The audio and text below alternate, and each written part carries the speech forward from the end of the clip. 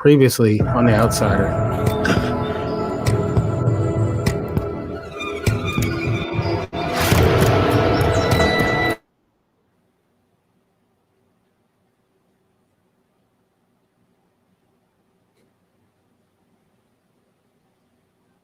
You just didn't want to hear it. At first I thought he was an ally. Then I saw the wound on his neck. It's how he controls them. Why did it pick me? This thing, it's drawn to pain. After everything I told you yesterday about Terry having been scratched by Heath Hofstetter, who was probably scratched by Maria Kinte. Analysis. And is it true that the Terry version of it scratched Claude? Here's the difference between you and me. You need this whole thing to make some kind of sense that you can live with. I just want it to end.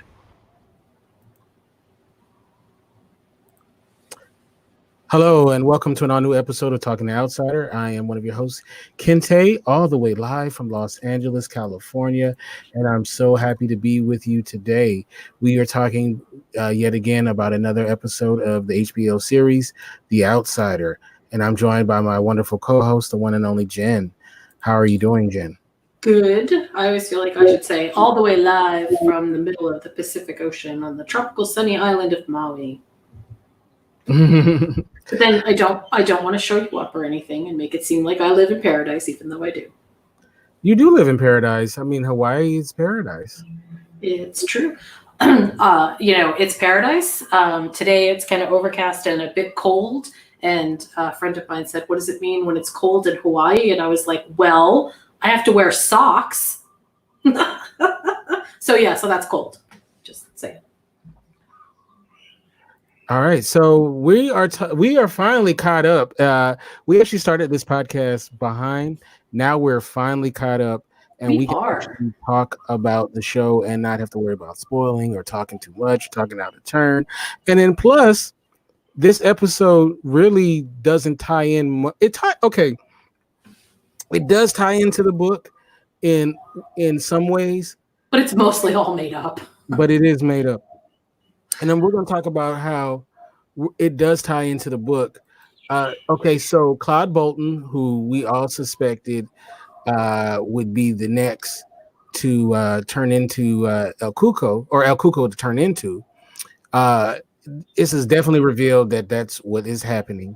And in the book, Claude Bolton does leave Flint City, but he goes to visit his mother. In this story, he visits his brother, which is a big difference. And his brother is quite the character, much like his mother was quite the character in the novel, who actually she fills in a lot of missing pieces for our audience and for our characters in the novel. So I don't get the feeling that we're going to get that from the brother. No. In fact, I kind of think like maybe it was very intentional to leave some of that stuff out. Right. And honestly, I didn't love it in the novel. Yeah. Her character was very interesting, well written, but I think she droned on and it was a little too much and a little too plot convenient as well, that she had all these facts that really helped move the story forward. So, and I read the audiobook, so Will Patton, who's the actor who is doing the voice work, his voice of her is pretty funny. Maybe I should find a clip and insert it somewhere, but it is pretty funny. But anyway, so we have Claude Bolton. He goes to this town and visits his brother. He's having these nightmares. He's having these visions of dread, and he's, his brother, who is who's an interesting character. He sells weed. He is, he has anger management issues. There's a scene where Claude Bolton gets locked up and his brother comes to see what's going on and he wants to beat up the cops. They had to tase him to bring him down. So I kind of liked that. I did. It was a great scene. I love that scene. You know what it did? It gave you the idea that Claude is a bit different from his brother, but that they really grew up in this place that was a bit rednecky. and it without making it feel like they are, stupid rednecks or whatever. It actually made it feel like no, this is just super cultural. It was actually really well done. I liked it a lot. A bit redneck. A bit, yeah, a bit. I was trying to be nice. I would say this: Claude Bolton in the novel, as well as Claude Bolton on the TV show, is very similar in the way that they are, the way that they see life, what they've gone through. It's a very good. The actor who embodies Claude Bolton does a great job. He really feels like the Claude from the novel, and it's a very good portrayal, and it's a very good way that the character's been written. Someone who's run afoul of the law, been in trouble, who has had drug and alcohol problems, and he's dealing with it. And we've talked about a recurring theme in a lot of his work is people who've gone through recovery. Right. So, and Claude Bolton is definitely that. And he just has a real cool, laid back way about him. And there's a scene where and this is somewhat from the novel as well, where he's been arrested, doesn't know why they're not giving him any information, and he's sitting back having a conversation with the arresting officers, and he's talking about the dancers, the strippers that used to work at the club that he worked at, and he's telling these stories, and that is in the novel, but I think it's told in a different way. I can't remember exactly, but I remember that story from the novel or similar story. And it shows, how laid back he is. And he's been in trouble before. So he's really, what I'm saying? He's kind of knows how it is and what to expect from the cops. So he's not even sweating. He knows they got a job to do. So he doesn't even, And he's so chill about it. Very chill. And then which is in stark contrast to his brother, who is not chill about it. Chill. Brother has no chill at all. And the brother, and he's trying to calm his brother down, like, hey, calm down, So they end up both getting locked up, which is hilarious.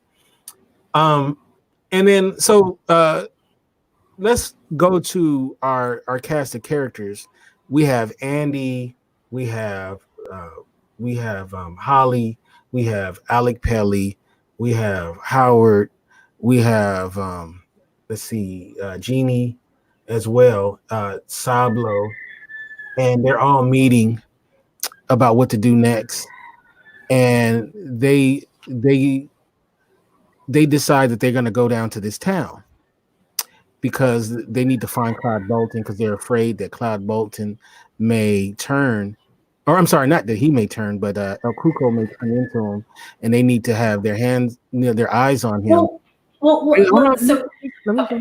Has his eyes on him to make sure that he has some, he has people in law enforcement that can vouch for his whereabouts. All right, now go ahead. I was just going to say, let's just not forget that the reason that they think that they should go to Cecil, Tennessee is because they believe that El Cuco is weak enough right now, that he hasn't actually done his complete transformation. And if he's weak enough, that they have a chance to get him before he can destroy somebody else's life and before he gets to kill another kid. I feel like this would be a very different conversation if they felt like if they hadn't come to the understanding that he was weak. And I just want people to know we are live from Jen's farm. Sorry, guys. Huh?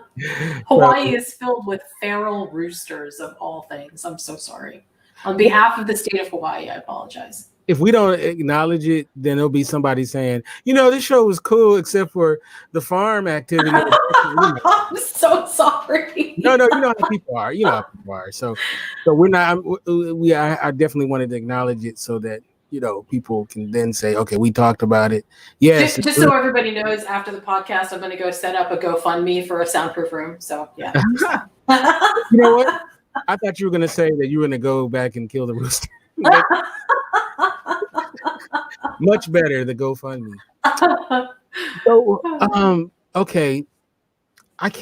There's something I want to talk about that relates to the novel, and I can't say it because we're going into serious spoiler territory. So, but if you listen to the first episode about the novel, it does cover it. So I don't know, maybe at the very end of this episode, I'll put a spoiler warning, and I Okay. just want to talk about what it is, why, what I want to talk about, and I'll make sure this will be like at the end of the episode. We'll bring this up, and I'll have it scrolling on the bottom of the screen as well. Okay, so I'll do it after we say our goodbyes, and then we'll do. Okay, so and remind me, by the way, in case I forget. shall. All right, so Alec Paley, who who is from the novel as well, who is a seasoned detective, now private investigator. He is, given an opportunity to come down to are they still in Texas, right? Because in the novel they go to Texas. I believe they said they're in Texas. Well, the trip that they go to for the cave is in Cecil, Tennessee. Oh, Tennessee. Okay, they changed it up. All right. Please forgive me, you guys. I have the novel and the TV show both in my head. Yeah, it's hard to reconcile them. Right. So, they were like, "Do you watch the show?" Like, yes, I read the book. But so Tennessee. Okay. Wait, what you said? Cecil, Tennessee? Yeah, Cecil, Tennessee. My dad's name was Cecil, by the way. Nice. So Alec Pelly, who's seen a lot in his life, declines the invitation. He says, "Oh, I have things to do and whatnot." And then later we find out that the reason why he declined the invitation was there was some fear based on his prior military experience. Do you want to talk about that? And what did you think about that? You know what I loved about that was the way that he described it. He said, "I tasted copper in my mouth." And I remember I have a note actually written down about this moment that says that he tasted blood in the water. Like, any good shark can taste blood in the water, and they know when there is both the opportunity for violence, but they also know that, something really bad may end up happening. And I feel like it was really well written that they gave him that as something to say. Also, something about Alec and Howie both that I feel like is kind of important is they are both sort of the connection thread that still ties us to. We're not sure. It's look, how do we tie into this? Are we actually responsible for what's happening here? Do we actually have anything vested in what is going on? It's a little bit like Alec and Howie committing to going is sort of the last, okay, everybody's all in. Everybody believes, or to the extent that they can, everybody is on board to try to prevent something else from happening. And I really like that because it in the book it's told a bit differently. In the series, it makes it feel like if there was anybody who was doubting among that original group, they now have all sort of switched to the side of, nope, we're all going to believe now. It just felt all inclusive. Yeah, and I really enjoyed that. He's definitely not a weak man, Alec Pelly. And I love the fact that he says, "Hey, man, I went through what I went through, and this feels very similar to what I've gone through, and I can't do it." At this point, any person who watches for cues in shows says that's foreshadowing. And you can't help but feel like that foreboding is a big, giant foreshadowing stamp on the series. Yeah, I mean, it just absolutely calls itself out like that. Yeah, well, I kind of. Okay. Anyway, so yeah, we don't have to spoil anything to say that. I mean, that was very intentional. You can feel that there was intentionality behind that. Right. Yes. So,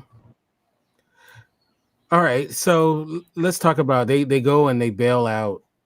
Well, not bail out. They go and have released the Bolton boys. Right, because they had them arrested in the first place, or held, I should say. Yeah. And then they just tell the truth about what's going on. What do you think about that decision? They could have lied and said some other things, but they tell the truth. I think they originally thought they were going to until Holly said, no, we're going to tell them the truth. And I feel like the reason that Holly said, no, we're going to tell them the truth is because at some point after it was that Ralph didn't disclose to Holly about the Claude Bolton thing altogether, I feel like Holly is just done. Like, look, I don't care what you guys think. I'll go do this alone if you are not going to join me. Or even if, I don't even feel like it was on the table. She just said, this is my intent. I'm going to go.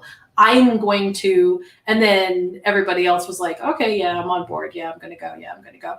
I just feel like Holly is up to her eyeballs in sort of the doubting Thomases and ready to say, I don't even care.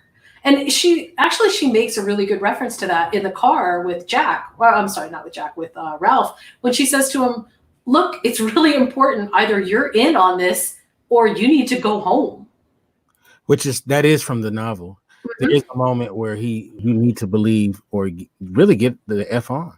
Yeah, exactly. And I think that that's kind of a defining moment actually for Ralph, because at some point Ralph does use the word if instead of using any other language. And so it's clear that he is coming around. And I don't mean just coming around in a small way. I mean, it's a huge thing for Ralph to, use any kind of language that isn't very definitive. So I feel like that was actually really good. We needed to see that. Yeah. And that language comes from the novel as well. So, and I also I'm sorry, one more quick thing. I also really liked the conversation that Holly had with Ralph in the car, where Ralph attributes what he thinks he in his head would be supernatural to something that is pure and total coincidence. And Holly calls him out and says, that sounds to me like coincidence. And the fact that she can see into something that isn't coincidence and defines it as this is supernatural without it being, kind of like just humans throwing some stuff together and saying, ooh, isn't that spooky, is really important, I think, to understand the difference between Holly and Ralph as well. Do you remember that when Ralph was telling the story? Yeah. I love that. That's a very good scene. I liked it too. Yeah, I really enjoyed that scene because it's important that they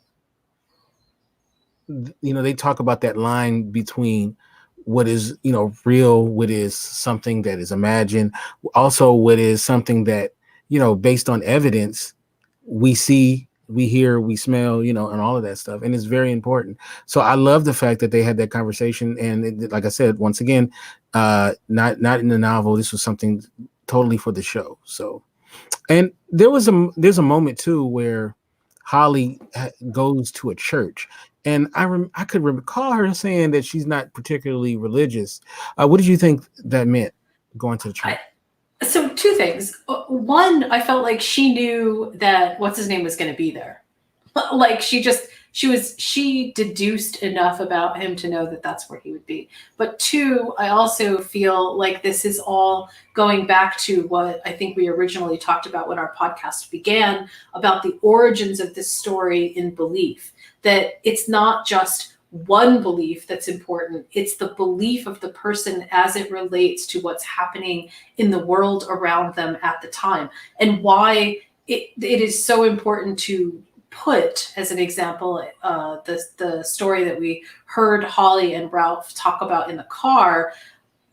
You have to put that into a separate box than your belief, than your suspension of disbelief, I guess, so that you can get to the facts. And so that, to me, her walking into the church said, one, she's still a super awesome investigator, and two, she definitely has this inside understanding that belief is intense, that it's manifest sometimes. It's not just a distraction. It's not just something that is outside of who we are to, placate us. There's an actual kind of matrix underneath it that belief gives us. And only by understanding or at least accepting that matrix are we able to do what we need to do. A matrix. I like it. Yeah, sorry, I wish I had a better word because matrix is so, what it is. But it's true. I mean, that's still the right word, I think. No, I think it's the right word as well. I like it. I like it. What do you think about this cave festival? I could totally see you dragging the kids there. I was thinking the same thing, actually. So this is definitely something dorky that I totally would have done with my kids when they were younger. And I would have been that dad, right? That dad who was like, oh my God, I could have bought my own cave. That was me too. I totally would have been that. But I still would have gone. One of the departures from the book, between the book and the series, is sort of this transition piece where we have the kid in the festival and we get a little inside glimpse into who Sam is and, why he is maybe so super impressionable because he's just so into this one cave and, he's so into the cave he doesn't even get the joke that they tell in the car. And I like that. I like that a lot because it gives us the idea that Sam really could just be led away, that it just does make, it makes a lot of sense. But one thing that this also sets up is that there are lots of kids around here. So it suddenly the stakes go way higher than they have been because it's not just Sam, it's tons of kids all over the place. Yeah, very creepy too. What do you think about the fact that that we have El Cuco doing something like in front of so many people that he decides, I mean, I know he's hungry, he needs to eat, and what he's been eating before, because we kind of didn't talk about how, actually, we should talk about that a little bit. Then we'll come back around. Okay, so what do you think about this? They changed it a little bit too, where you have Jack Hoskins transporting El Cuco. And that scene, I was shocked when he was in the back seat. Yeah. Because you remember that is not from the novel. So what did you think when you saw that hand come up front? Yeah, I was actually really shocked. Very shocked. Also, from the, gleeful inside metaphor thing, it made me so happy because we have the literal sense of El Cuco being transported by Jack, not just the not just the I'm El Cuco's thoughts, but now he's actually transporting his physicality. The other thing that I thought was actually kind of cool, which is definitely a departure from the book too, is the idea that that Jack kills the fisherman for El Cuco, and he eats it and then says it wasn't enough because he was riddled with cancer, which in the book is actually explained kind of differently because I don't think we don't spoil anything by saying that in the book it's Jack that actually has cancer. And it's one of the ways that El Cuco is able to lure him into doing what he wants to do by telling him that it'll cure him from cancer. Right. And he has he also has a fear based on what happened with his mother too. Right. So it kind of it adds to the overall sense of why he's going along with some of the things that he is, not just the torment that we see, but also this like super heavy fear. Now in the series, we never hear that. We don't hear that Jack has cancer or anything. But but I feel like that was a nice tie together to have the fisherman have cancer, and that's why El Cuco can't get any nourishment from him. Also, it explains why El Cuco likes children. He's not a pedophile per se, although kind of. But it's because kids are naturally less disease ridden, and so El Cuco gets nourishment completely from less likely, less older people. There's no chances of them having those kinds of diseases, which is also kind of an interesting take. Yeah. So I don't know. Like, it's kind of pedophile though. El Cuco. Like, It is. The idea definitely is. I agree. right, and there's something else too that we'll get on. I know I said at the beginning of this episode that I wasn't going that we were going to be able to talk freely and all of that kind of stuff, but then I just thought about it. It's like there's a little no, there's actually quite more things that we may or may not be able to talk about. So, but anyway, it is what it is. So we will continue on. One of the big criticisms that I heard about this episode was the fact that El Cuco wore the fox mask. Yeah, and why did El Cuco wear the fox mask if he was changing into Claude? Wasn't that part of the whole point? But I feel like those people are not paying attention quite earnestly enough, because we know that he isn't actually well formed. And I feel like we get that when the dad looks at him. The dad looks at him, and I think we're supposed to infer, based on his reaction, that he's not quite sure what he sees there, because he's not formed completely. And so that's part of the reason that I think that he's wearing the fox mask. It's not to frame Claude just yet. It's that he's starving. He's so hungry that he's willing to risk going out to get something to eat because he needs the strength to do the transformation. Yeah. What's interesting too, and I just rewatched this last night or the other night.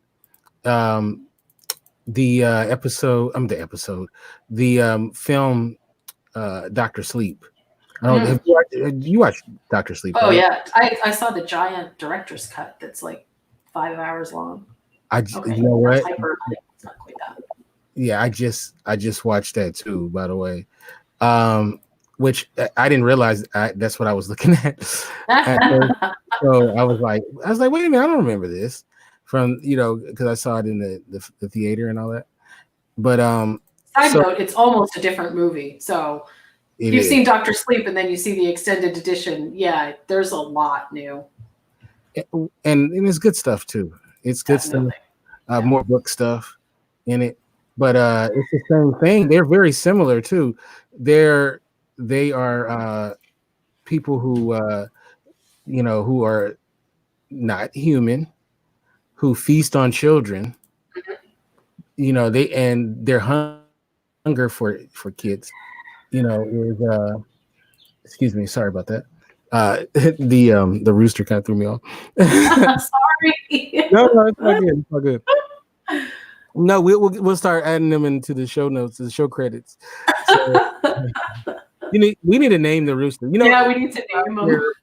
Anyone who has a name for our rooster, please, let us know. Real quick, we have a let's see, in the chat we have. I think she said to tell the truth because it's the type of person she is. Interesting. Oh, okay. It's talking about Holly. That's okay, so yeah. Dr. Sleep was very similar, where you had an entity or entities who feasted on children because of their purity. Yes. Once again, and so once El Cuco could have been a true nut, Yeah, that's a good point. So, which was interesting, but anyway, so he being El Cuco, we get to see him like we haven't seen him before, right?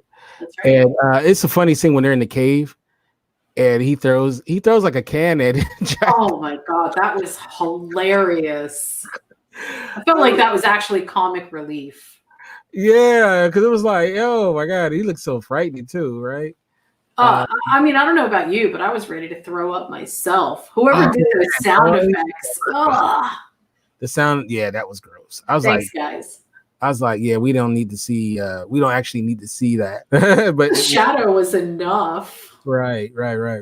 So we saw El Cuco in forms that we hadn't seen before, and that's pretty. I thought that was pretty cool, and it really builds up like okay, you feel like these, like everything's coming together. Like the one thing I felt like in the novel, and I love the novel, was you didn't have this feeling of everything converging to a crescendo Right. until like when it was really like when you got to the very end.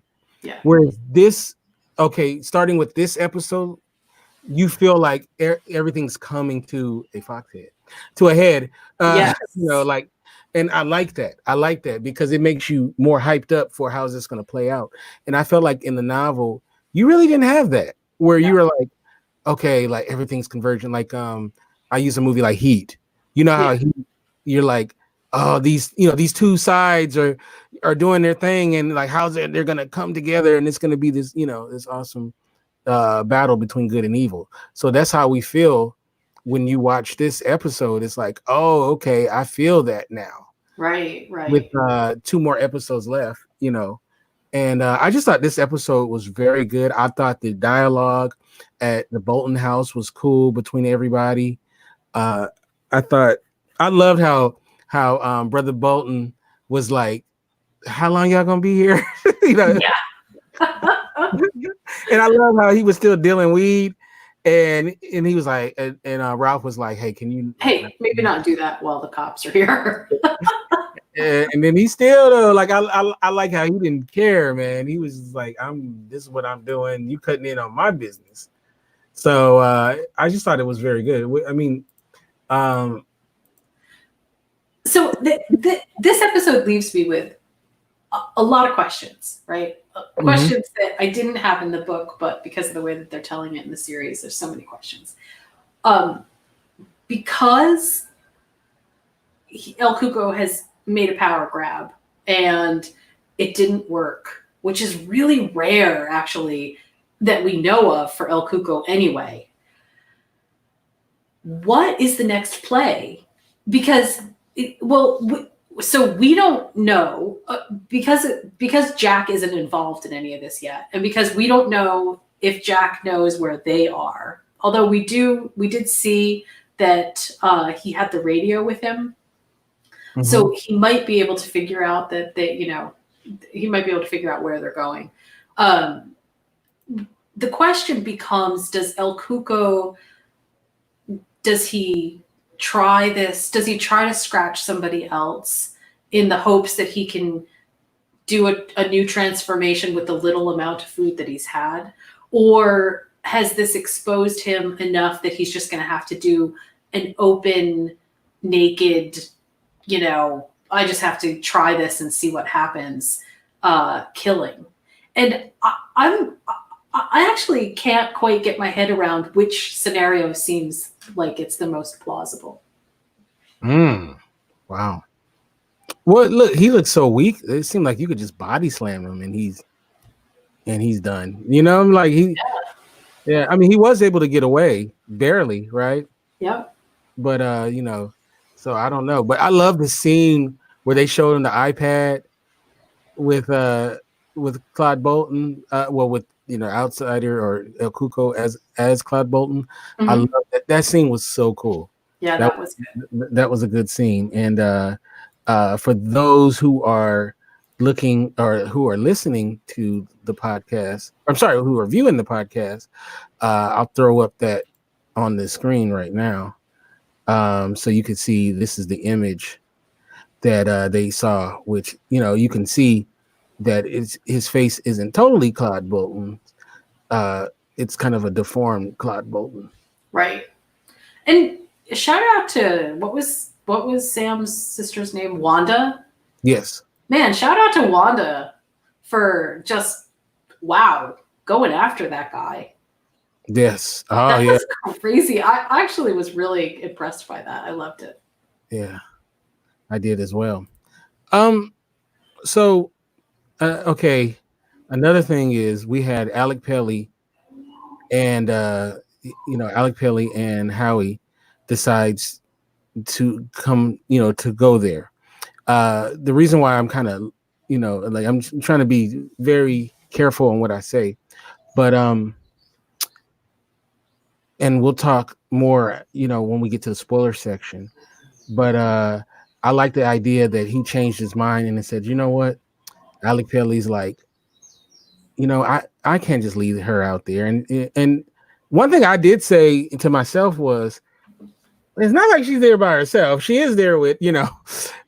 with the crew. But I like the fact that, that he said, you know what, I can't go out like that. I'm going to go and I'm going to, help. Right. I need to step up. Right. I need to step up. So I thought that was pretty cool. So, and that was a great scene where they all come in and, and they're like, well, you can't spring for for a hotel. A hotel. Yeah. That's great. I thought that was pretty cool. So, any last things you want to talk about before we say goodbye to this episode?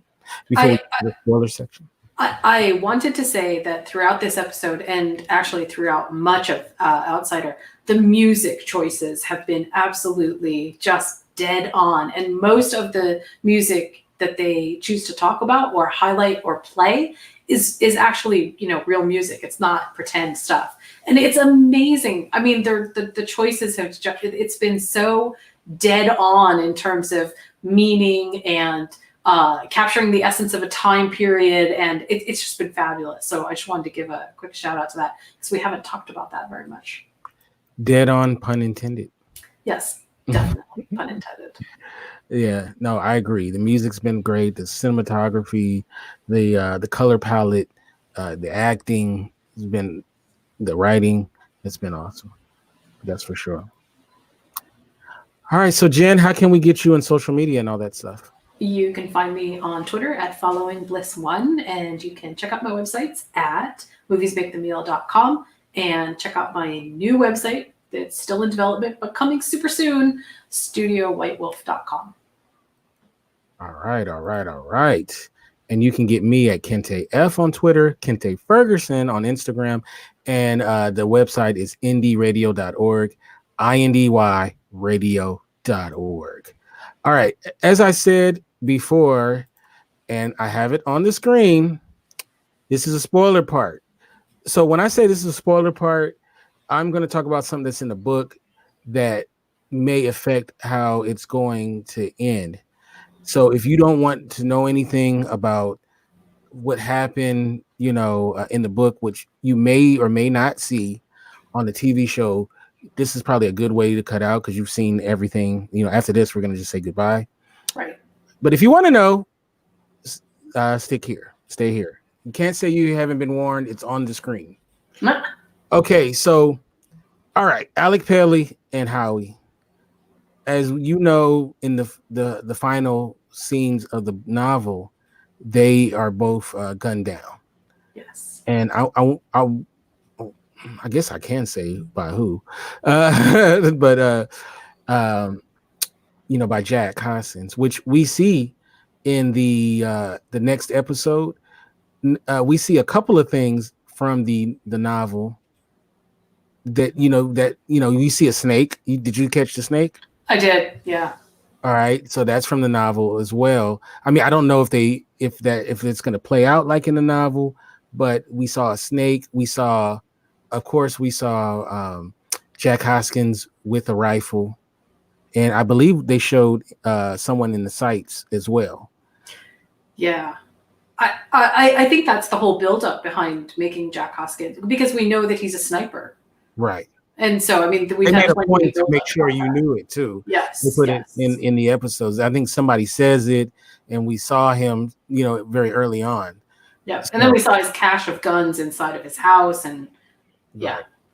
So, when they first, Alec Pelly and Howie wasn't going, I was saying to myself, oh, okay, well, maybe they're going to change that. Maybe it's going to be Andy and maybe, somebody else. Because Yoon Sablo does get shot, but he doesn't die. Right. So, but then when they go, that you were talking about the foreshadowing, when they ultimately get there, I was like, oh man, I wonder. So, dang, are they gonna get killed off like in the novel?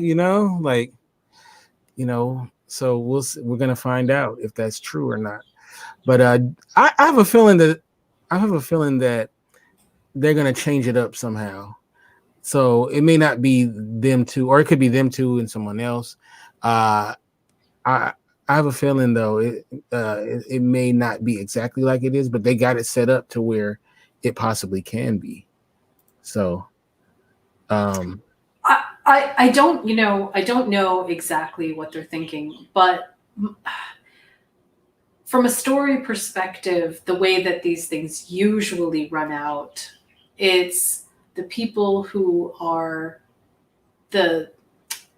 it doesn't look good for them, I think is what I would say. It doesn't, I feel like it doesn't look good for them. They were the last two to commit, and in some ways, they may pay a price for that. Yeah, I think so too. Well, we'll see. We're gonna find out. We are definitely gonna find out. Only 2 more episodes left. Wow. I should have said this before we got to the spoiler part. I will take the spoiler banner off. We also now are available on Deezer, so you can catch this show on Deezer as well. So yeah, we're getting around. We're getting around. So, but with that said, you guys have a beautiful weekend. God bless you, and we'll be back for an all new episode of The Outsider.